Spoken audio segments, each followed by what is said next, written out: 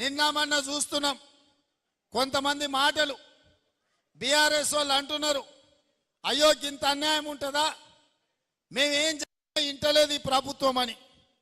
10 ఏళ్ళు మా కార్యకర్తల్ని కొట్టి సంపి కేసులు పెట్టి జైళ్ళలో పెట్టినప్పుడు కేసీఆర్ ఎక్కడ పోయింది రాజనీతి, ఎక్కడ పోయింది ప్రజాస్వామ్యం ఆనాడు? మేం నీలాక దొంగ దెబ్బ తీస్తలేం, నీలాక అక్రమ కేసులు పెడతలేం, బాజాబ్తా ప్రజల చేత ఎన్నికై ఇక్కడికి వచ్చినాం.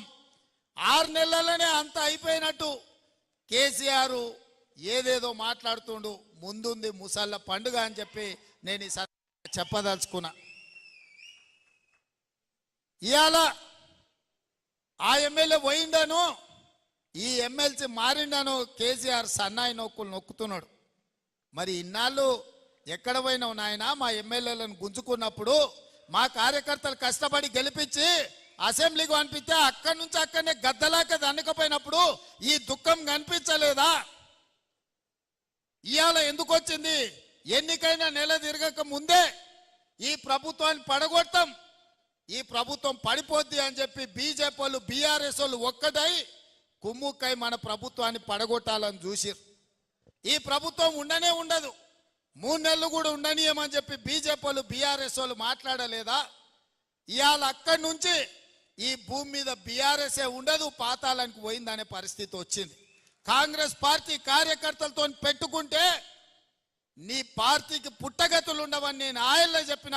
మా కార్యకర్తలు ఉసురు తలిగింది కేసీఆర్ నీకు, వాళ్ళ ఉసురు తలిగి దుమ్ము కొట్టుకపోతావు, నీకింక రాజకీయంగా మనుగడ లేదు.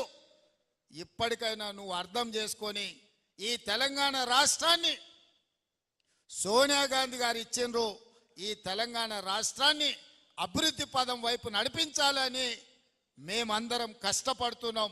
ఇప్పటికైనా తెలంగాణ సమాజానికి క్షమాపణ చెప్పి అభివృద్ధి కోసం కష్టపడుతున్న కాంగ్రెస్కు అడ్డుపడకుండా చేతనైతే సహకరించు, చేత కాకపోతే ఆ ఫామ్ హౌస్లో పడుకొని ఏడువు తప్ప ఇంకా కాళ్ళ కట్టెబెట్టాలని తండ్రి కొడుకులు మామ అల్లుళ్ళు చూస్తున్నారు.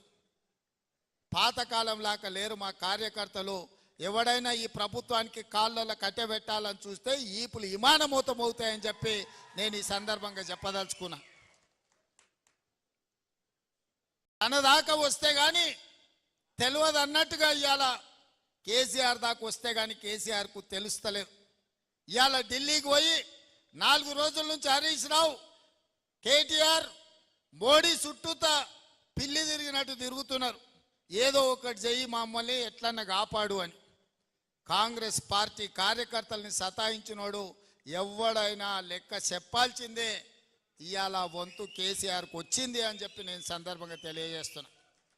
అందుకే మిత్రులారా, ఇవాళ ఈ వేదిక మీద నుంచి తెలంగాణ రాష్ట్రంలో ఉన్న నిరుద్యోగ యువకులకు నేను ఒక మాట చెప్పదలుచుకున్నా.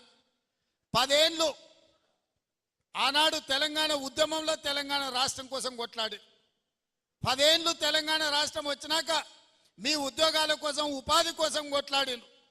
ఆ 20 ఏళ్లలో ఏ నియామకాలు జరగలేదు. కానీ కాంగ్రెస్ అధికారంలోకి వచ్చిన